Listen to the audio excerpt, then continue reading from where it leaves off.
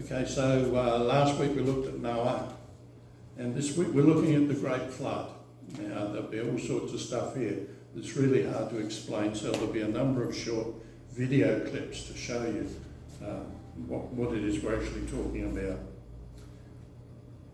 So the question of the historical character of the Genesis flood is not an academic issue to just a small handful of scientists and theologians. If a worldwide flood actually destroyed the entire pre-flood human population, as well as all the land animals, except those preserved in a special ark constructed by Noah, as a plain reading of the biblical record would lead one to believe, then its historical and scientific implications are tremendous. But of even greater importance are the implications of the mighty flood of Genesis for Christian theology. For that universal catastrophe speaks plainly and eloquently concerning the authority and power of God in the affairs of men and in the processes of nature. Furthermore, it warns prophetically of a judgment yet to come, when God shall again intervene in terrestrial events, putting down all human sin and rebellion, and bringing to final fruition his age-long plan of creation and redemption. So if you believe what the Bible has to say about Noah, what the Genesis account has to say about Noah, you're in good company.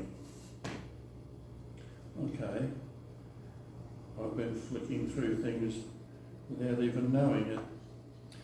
Okay, Isaiah 54:9. Isaiah believed in the flood, just as like the days of Noah to me. As I swore that the waters of Noah should no more cover the earth, so I have sworn that I will not be angry with you and not rebuke you. And then Ezekiel mentions Noah. He does it twice. Matthew, Jesus believed in Noah and the flood, and he was the Son of God. He was there. He's an eyewitness. He knew it happened. For as were the days of Noah, so will the coming of the Son of Man. For as in those days before the flood they were eating and drinking and marrying and giving in marriage until the day when Noah entered the ark. And they were unaware until the flood came and swept them all away. So will the coming of the Son of Man. And in Luke, it's a similar story. Just as it was in the days of Noah, so it will be in the days of the Son of Man. They were eating and drinking and marrying and being given in marriage until the day when Noah entered the ark and the flood came and destroyed them all. There are also mentions we've already, earlier in the series, we talked about the passage in Hebrews 11, and also both 1 and 2 Peter have references to Noah. So I thought at this stage it might be helpful to have a look at the landmass of the world as it might have been in the earliest times.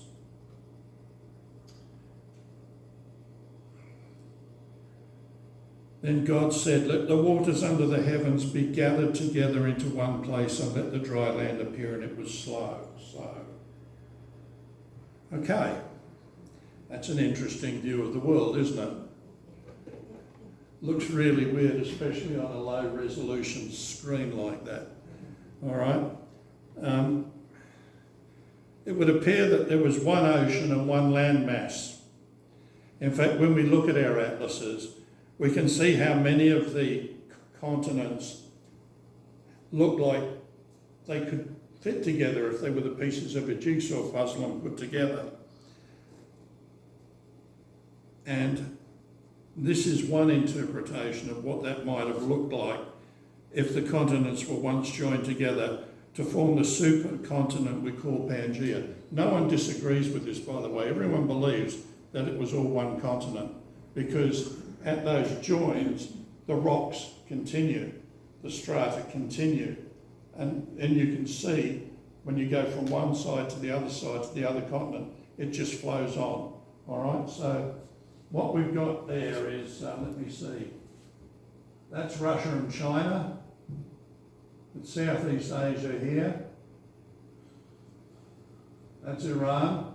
Here we've got, this is Europe with Greenland and Canada, United States, coming down here to South America. This is Africa, all here, with India tucked in sideways, Madagascar in between them, Antarctica, Australia, New Zealand joined on. Okay, you with me? Yeah. So that gives you an idea of what everything looked like before, when God created his perfect world.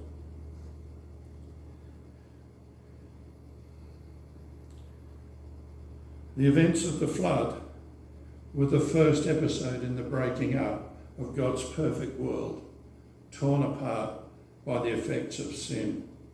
So today we're going to look at two questions about the flood and hopefully give a little bit of encouragement to the faithful believers. So the first question that needs to be answered is, did the flood waters really cover the whole earth? And the second question is, where did all the water come from? Okay, so both of those things are up for grabs in the scientific community. There are Christians that believe it was just a flood in the Black Sea. Go figure. All right, so did the flood waters really cover the whole earth? And the second question, where did the waters come from? So we'll start with the first question first. Did the flood waters really cover? So let's go back to our scripture and have a look. The flood continued 40 days on the earth. The waters increased and bore up the ark, and it rose high above the earth. The waters prevailed and increased greatly on the earth, and the ark floated on the face of the waters. And the waters prevailed so mightily that the earth covered all the high mountains. The waters prevailed above the mountains, covering them 15 cubits deep. Okay, so the Bible clearly says that the tops of the mountains would be covered with water. It mentioned that the tops of the mountains would be covered by 15 cubits. Cubit, right?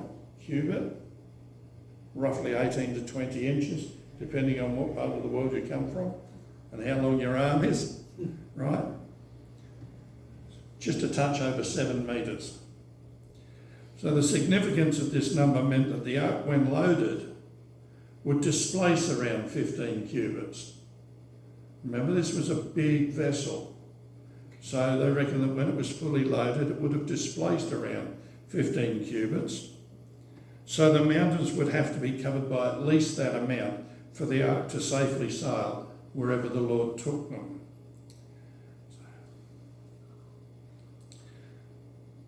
We then need to see if there's any evidence to prove that this is true.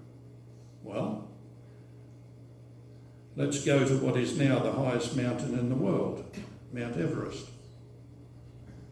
We find fossils of marine creatures in limestone near the summit, which means that this area must have been under the sea in the past. Everyone agrees that the top of Everest was once under the sea.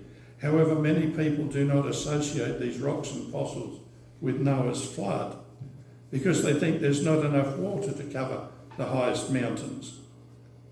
This is some really weird kind of strange thinking where they can see the fossils, but they can't see that Everest must have once been underwater and seawater at that. However, they're not considering how the flood changed the Earth's topography.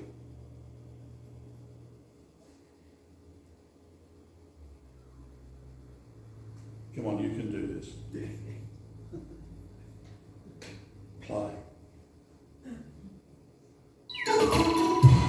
What do marine fossils on the top of Mount Everest tell us about the biblical flood? Well, we find fossils of marine creatures in limestone near the summit, which means that this area must have been under the sea in the past. Everyone agrees that the top of Everest was once under the sea. However, many people do not associate these rocks and fossils with Noah's flood because they think there is not enough water to cover the highest mountains. However, they are not considering how the flood changed the Earth's topography. The mountain ranges formed at the end of the flood. With vertical earth movements towards the end of the flood, the mountains rose and the water flowed off the continents into the newly formed ocean basins. Indeed, such mountains must have formed quickly and recently, otherwise they would have eroded as quickly as they formed. That's why we have marine fossils at the top of high mountains. To find out more from Creation Ministries International, visit our website, creation.com.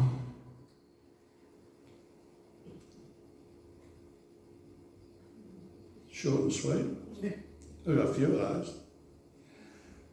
So the mountain ranges formed at the end of the flood with vertical earth movements, and the mountains rose and the waters flowed off the continents into the newly formed ocean basins.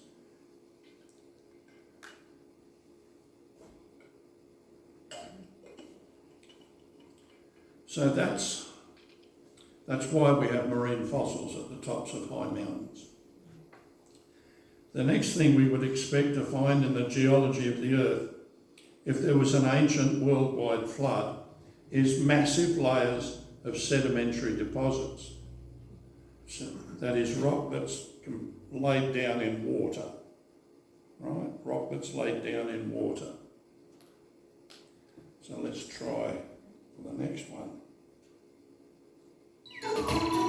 One of the remarkable things about the geologic record is that blankets of sediments cover vast areas of the continents. In his book, The Nature of the Stratigraphical Record, evolutionary geologist Professor Derek Agar marveled at the way sedimentary layers extended for thousands of kilometres, even across continents. He was particularly impressed with the chalk beds that form the famous White Cliffs of Dover in southern England, as these trace all the way to Turkey and Egypt. The strata exposed in the walls of the Grand Canyon provide another example. Some of these sedimentary formations extend thousands of kilometres across North America. Such vast sedimentary layers suggest that geological processes must have occurred in the past that we don't observe today. Sedimentary deposits forming today are localised and confined to river deltas, lake beds and along narrow strips of coastline. Sedimentary blankets covering vast areas are exactly what we would expect if the global flood recorded in the Bible actually occurred. To find out more from Creation Ministries International, visit our website, creation.com. Boom. The whole Earth is covered many miles deep with sedimentary layers of rock. Okay. Clay, sandstone, mudstone, shard, conglomerates, all laid down in water. Give you an idea, Ayers Rock is a pebble that was carried a long, long way by the flood, and so were the Olgas. Right, they are comprised of rock that is not found within 500 kilometres of Central Australia. Right, so imagine the force of that flood water to move that thing. So we would also expect to find vast deposits of vegetation that had been ripped up and deposited into huge piles and compressed by the weight of the sediment that was deposited over them in a very short space of time. These deposits would form the coal fields that we find on every continent on Earth. Other marine organisms would have formed the huge basins of gas and oil. And in some of the vast fossil deposits we see land animals, both fresh and saltwater creatures and birds, all mixed in together in one big jumbled mass. The only thing that explains this is violent and catastrophic floodwaters sweeping across the land, carrying everything in their path like giant tsunamis, which is exactly what they were, giant tsunamis. This video will give you some examples of all of these. Whoops. One of the remarkable things about the geologic record is that blankets of... Where am I?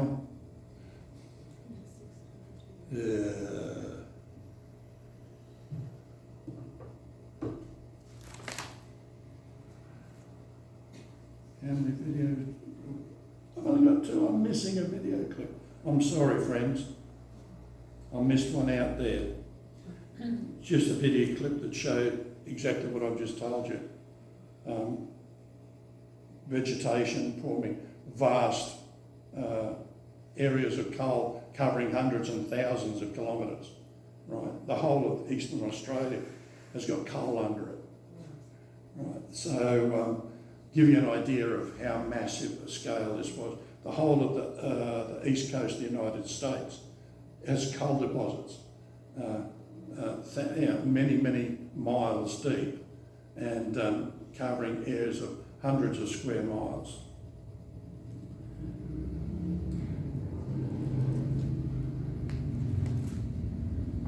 So what I've just shown you very briefly, and I mean very briefly, this is one of my pet subjects, okay? And I could literally talk on this for hours and show you stuff. It would just, in every area of science, it would just blow your mind. But for now, we have to just cope with what we're dealing with here. So I hope we've answered the question, did the floodwaters really cover the whole earth? And the answer is, I hope, you'll agree, is a resounding yes. We can see there's only one thing that could have created those vast deposits, and sedimentary layers and all the coal and the oil and the gas and the fossil graveyards. Now for question 2, and this one's a bit harder to get a handle on, right? Where did the water come from? Once again, we'll see what the Bible has to say on the matter. So Genesis 7:11 to 12 says, in the 600th year of Noah's life, in the 2nd month, on the 17th day of the month, on that day, all the fountains of the great deep burst forth, and the windows of heavens were opened, and the rain fell upon the earth 40 days and 40 nights. Now that's a very interesting passage. We're told that all the fountains of the great deep burst forth, and the windows of the heavens were opened. So straight away we can see the water came from 2 places. Up from under the earth and down from the sky.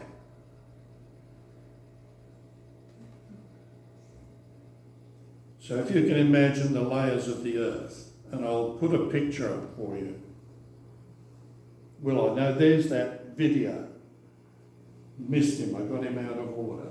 Okay, that is a cross section of the earth, right? That's us on the surface. This brown layer here is the crust of the earth, and inside that you can see it starts getting hotter. They've got molten rock right through into the core, which is molten iron. See, the earth and the basic power source of the universe is nuclear power. The sun is a nuclear fusion reactor, right? The earth is a nuclear reactor. And when it was originally created, it had what all modern nuclear reactors have.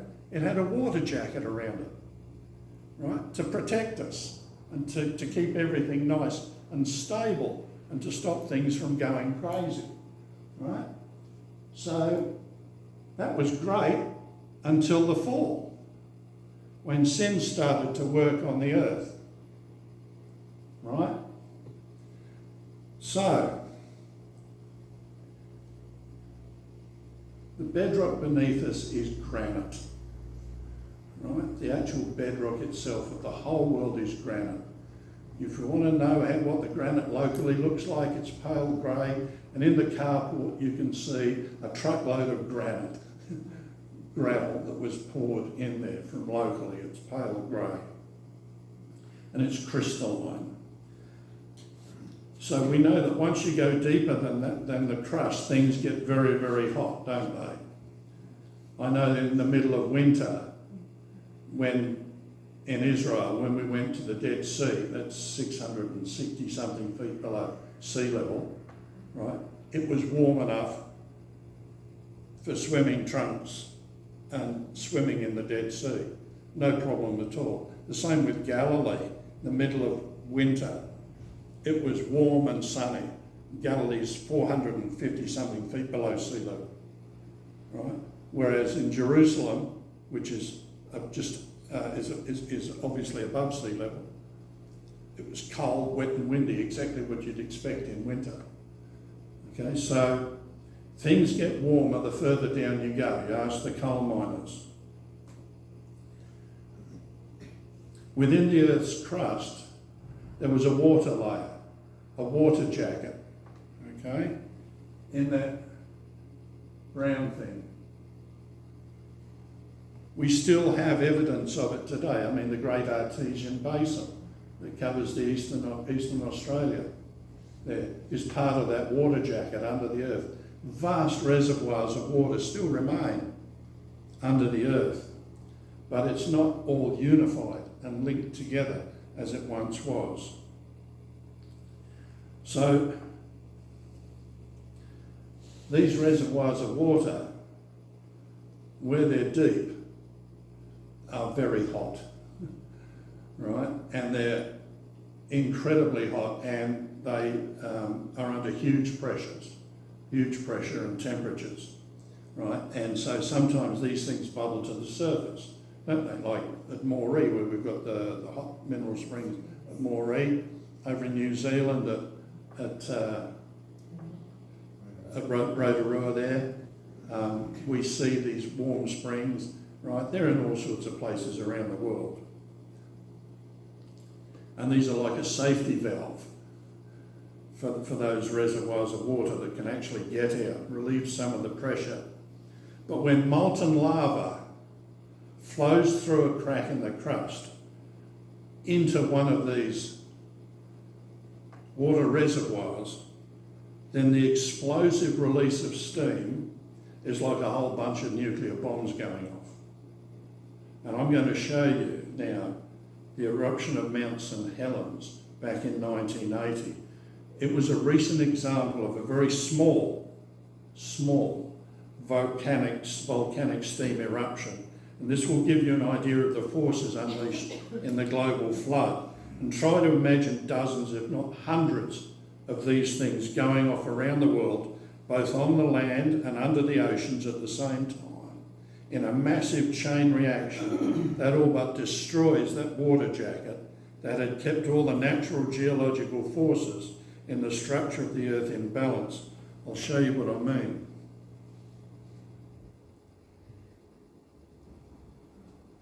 I will. Almost 10,000 feet tall, Mount St. Helens is one of several active volcanoes in Washington's Cascades mountain range. By 1980, it hasn't erupted for over a century. But beneath its serene exterior, Mount St. Helens is beginning to stir. On March 27th, red-hot magma from deep within the volcano rises high enough to come into contact with icy meltwater. No matter where you are on Earth, there's, beneath you somewhere there's water. So if something hot comes up into that water, it heats it up. It can build up enough pressure that it finally just breaks through as an explosion, like a pressure cooker, you're just letting loose.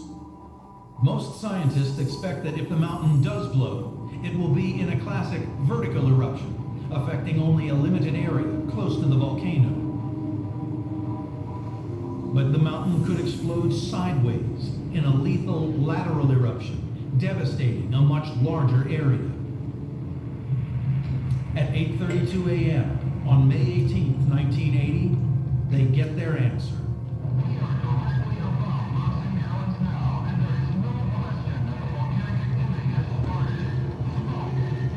A massive earthquake causes the huge bulge on the mountain to collapse, removing a mile-wide chunk of the north face. With an energy equivalent to 1,500 Hiroshima atom bombs, rock and superheated gas shoot from the volcano at terrifying speeds of up to 400 miles per hour. Such is the force of Mount St. Helens' lateral eruption that an incredible 1,300 feet of mountain disappears almost instantly. Now the eruption enters its next phase. Expanding magma inside the volcano sends thousands of tons of scorching rock and gas high into the atmosphere. A dense plume of ash stretches 15 miles high. The choking ash fills the air outside, turning the sky dark. Breathing becomes almost impossible. In the minutes after the eruption, 46 billion gallons of icy meltwater start to pour down the mountainside, gathering rock and debris to create a lethal slurry called a lahar. The deadly lahar becomes a massive tsunami of destruction. Scientists scramble into the air to get an overview of the unfolding disaster.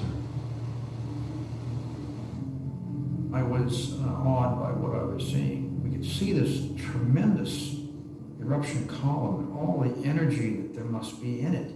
Navigation is almost impossible. The ground below now bears no resemblance to any of their maps. There were lots of fires burning. Within the cloud, there were mixtures of ash and rocks, boulder rocks from the volcano, and a lot of steam from melting glacial ice. Mount St. Helens continues to erupt until late in the afternoon. Ashfall forced towns and cities up to 300 miles away into a state of emergency shutdown. In just over 2 weeks, the ash circled the entire globe. Officially the deadliest, most destructive volcanic eruption in U.S. history, the eruption ultimately claimed 57 lives. That was a small one. That was a small one. Just pockets of water, of ice melt water, trapped under the rock. Imagine if a whole reservoir, subterranean, like the Great Artesian Basin in Australia, imagine if that blew. Right? So you've got, closer to home, we've got the one in Indonesia that did blow, Krakatoa, back in the 1800s. Right? That was way bigger than this. Same sort of thing, and the one in the Mediterranean was at Santorini. I can't remember that, but that was another big one too. That basically changed everything. Steam blowing up from the reservoirs in the earth. The volcanic explosions and eruptions which accompanied these fractures would have poured great quantities of magma up from the Earth's mantle, along with the waters, and furthermore immense quantities of volcanic dust would have been blown skyward, along with gigantic sprays of water and turbulent surges in the atmosphere. Now you remember, back in the creation days, how there's a firmament up there, and there's water up there. Now, we can't see the water up there, can we? Sometimes if a jet flies over, we can see the contrast as the water that's in the atmosphere condensing out and forming a long white trail behind the plane. We can't see the water that's up there, but it's up there. And back in those days, there was an awful lot more water up there because that was like another jacket around the Earth that was protecting us from radiation, giving us a really dense, oxygen-rich atmosphere. See, some of these pterodactyls that they dig up with 60-foot wingspans, these flying dinosaur things, they could never have flown in our atmosphere. They just could never have got off the ground. They needed that dense, oxygen-rich atmosphere to be able to fly. And so this is the sort of stuff that happened, and you can imagine these columns of hot air and ash coming up, just hitting that water vapour over the top of us and just blowing it up, just blasting it apart. And then what was the result of that? Well, all those dust particles, the water vapour condenses around those, as water vapour does, and what do we get? We get rain, and lots of it. Lots of it.